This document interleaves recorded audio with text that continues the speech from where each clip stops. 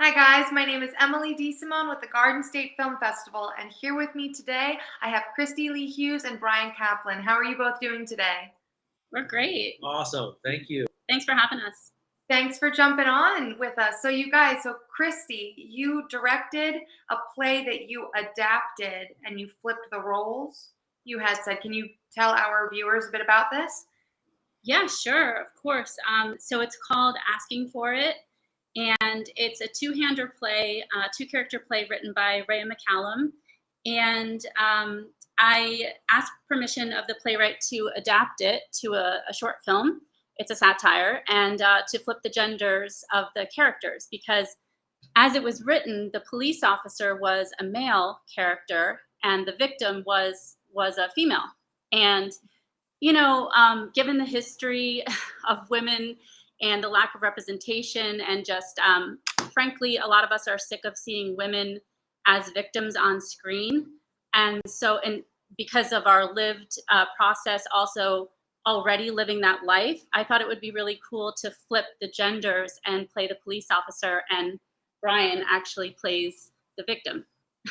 That's really cool. Is this your first time directing? No, actually, we did another film, which was a two-character play that I adapted, and it's called Guardian, and it's a comedy. And that one I also produced, and that one was also something we did in the pandemic last year. So That's awesome. So how did you find Asking for It? Asking for It, we were just actually, so we're both actors, and so we were just wanting to read plays. Like, we both come from a theater background, and we're both originally from the East Coast. I'm from New York, he's from New Jersey. We live in Los Angeles, and so the theater world is a little bit different here. So we were really missing theater, so we just grabbed some one-act plays and we started reading them in our living room. Yeah, we were obviously in the pandemic, so there wasn't like much going on, and we were getting stir crazy. So yeah, we came across this play, and we're like, man, this would have been a really good film, and we just thought about making it. And the rest is history. So how long have you guys been acting? Like, what's your background in acting? A long time. Yeah, well, I mean, I started in theater, and I started, like I said, I'm from upstate New York originally. I started doing theater and commercials and indie film and some studio projects and a little bit of TV and stuff like that. I also did voiceovers, but I had spent the majority of my acting career surviving life, so I wasn't able to really dedicate as much time and energy to the craft that I love so much, that I feel called to do, because I was surviving life. So I would say until recently, I was able to make the shift to balance my work-life balance so that I could dedicate more time to acting. And another way to do that, we were always encouraged to, create our own content. We're always being told to create our own content. And so for me, this whole film process, the filmmaking process, has been a learning experience for me as an actor to really learn how to make a short film. And it's definitely not been easy. No. Yeah, but it's something that, like, you do. You're an actor, and you need to create. So, for me, I started. I went to drama school, did off Broadway in New York, did plays in London, did two leads in two independent films that are, got distribution and are out there for the world to see, and then some TV. So, for me, being able now to create a project and work on a project with my wife was something that you don't really get to do. Number one, Except we did twice. We did twice, but that's but normally you don't really get to do that. So it was just fun. It was a fun, really cool experience. Very difficult to make a film, make a short film, and just kind of tell a story in a short amount of time. Obviously, this was a 10-minute one-act play, so. And actually an award-winning play at that. So the writing was solid, and to be able to, just create these characters for 12, 13 minutes on screen was magical, and it was a lot of fun. So how did the two of you meet? If you don't mind me asking. That's a good question. No, well, I had, I was in New York at the time and had a feature film called Frey, and it was making its festival run, so it was doing well in LA. And I decided to move out there, and the publicist for the film, I didn't know anybody out there, so I asked her to, if she knew anyone, and she did. She knew Christy, so we had a meeting at a coffee shop. It was a meeting. At a coffee shop. It was a business meeting. And the business meeting is still happening. So 10 years later. So like shout out to Deb, okay? Yeah. Because that was a long time ago. Yeah. That was 2012. Yeah. So we're almost on 11 years now. This is a really long business August, meeting. So. Yeah, that's kind of. I would have asked for like a raise. I've been in there so long, but I hope she was at the wedding or something. Like I'm sure she takes credit for your relationship all the She takes credit every year on August 3rd. She's like, "That's because of me," and so we're like, "Yes, it is." But it's great. It's great for us. I mean, we're there for each other through the ups and downs and the highs and lows of acting. It's always like either somebody's working and someone isn't, or someone is. We like to, hopefully in 2023 we're both like consistently going, but we're there for each other. We understand each other. We understand like the business and the pressures and the ups and downs and how to kind of navigate that. I love that story. That's such a. I love that story. That's so cute. So, was this only your You're saying this is only your second time making a film together? Well, yeah. So, like, we both had our own separate career. We both have our own separate careers and endeavors. And so, like he said, he had a couple of feature films out recently, and he just worked on FBI. And so, like, I had my own projects too. And I'm also a writer, so I wrote a couple pilots and a screenplay that I'm working on now.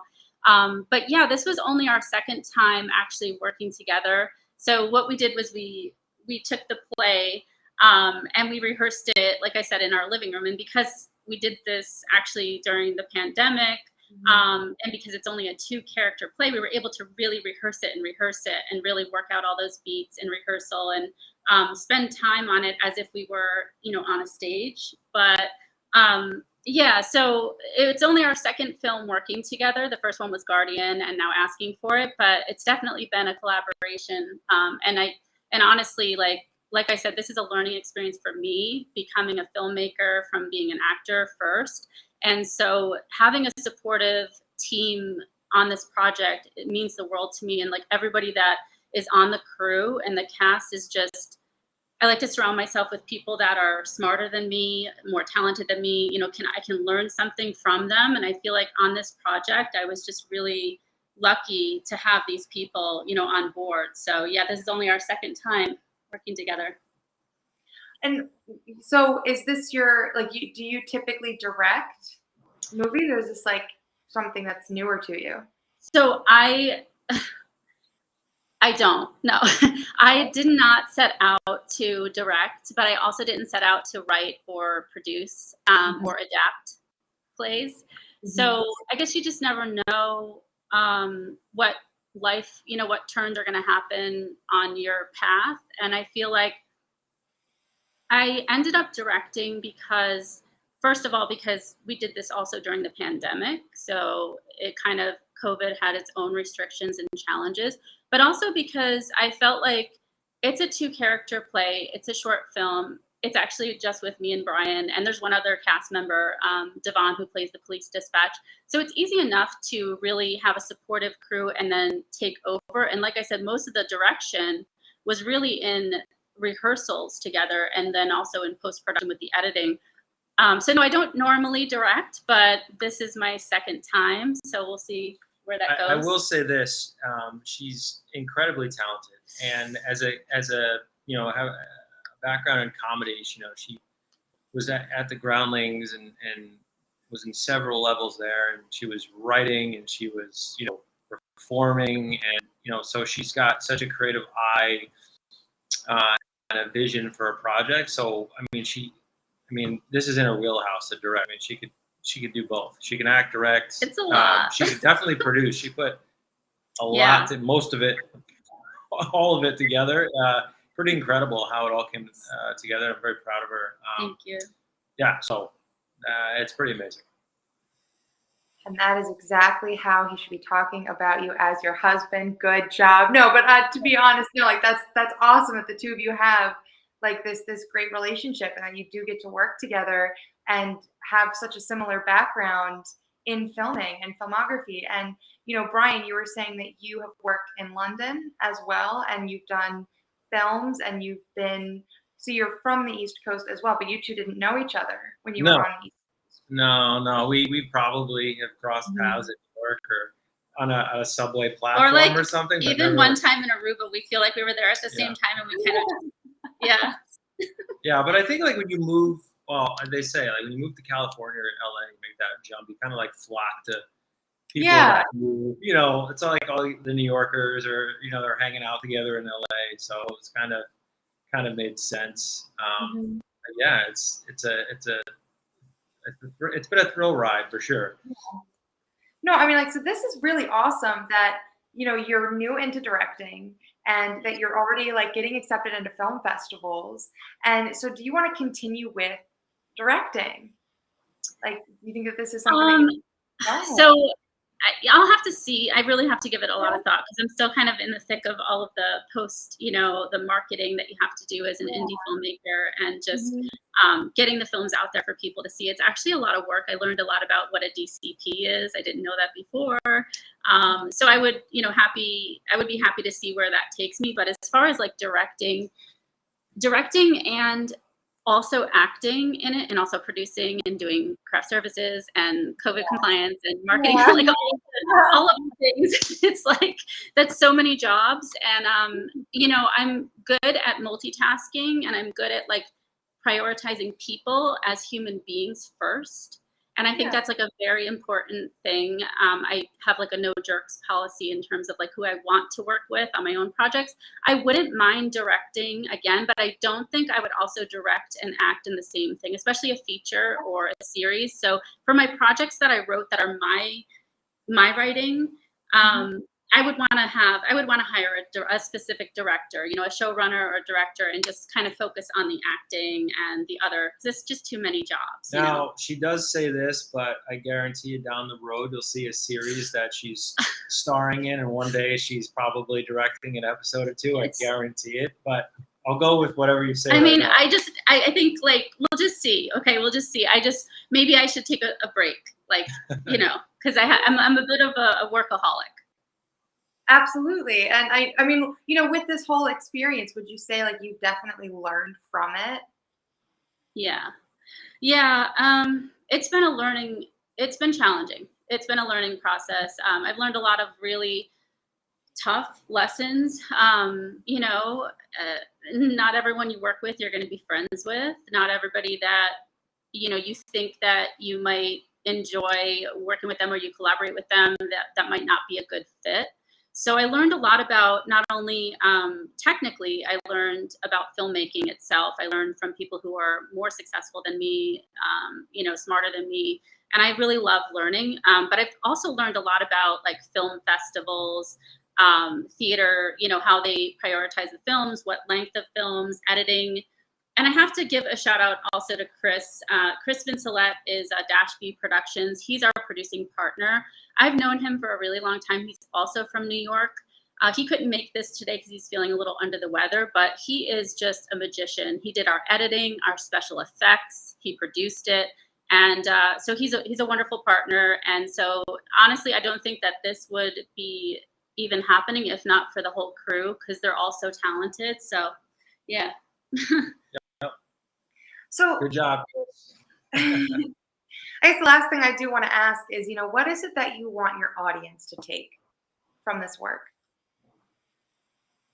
So I'll say Asking for It has had such a lovely reception so far. We've now gotten into 5 film festivals since we wrapped. Congratulations. It's so exciting to have it. It just played at the Chinese Theater in Hollywood, and the feedback from people in the audience was so wonderful.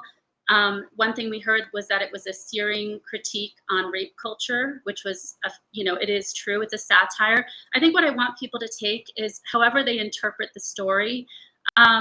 There's a lot of people, not just women, but a lot of women who report a crime and, they're not believed.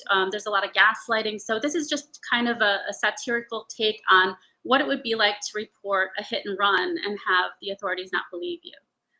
So I think I want them to take whatever they take from the film, but also the message is so important. Rhea McCallum wrote the script, wrote the play, and it's really just about survivors not being believed. Well, I love that message. I am so excited for everything to screen. Are the two of you going to be coming to the film festival? Yes, we plan to be there. We got our tickets, so. It will be so exciting to meet you there in person. Thank you guys so much for taking this time with me today. I really am so excited to see something like this because I've never seen a play that was adapted where, roles were flipped by gender and then turned into a film. So this is actually, besides like the women and stuff, but this will be really cool to see. So I'm really excited for this too. So you guys, you can come and you can see Asking for It on Saturday, March 25th at the Berkeley Continental from 12 p.m. to 2 p.m. I hope you both have a great rest of your weekend, and I hope you have a safe travel when you do come out here. So thank you so much. Thanks for having us. Bye. Bye.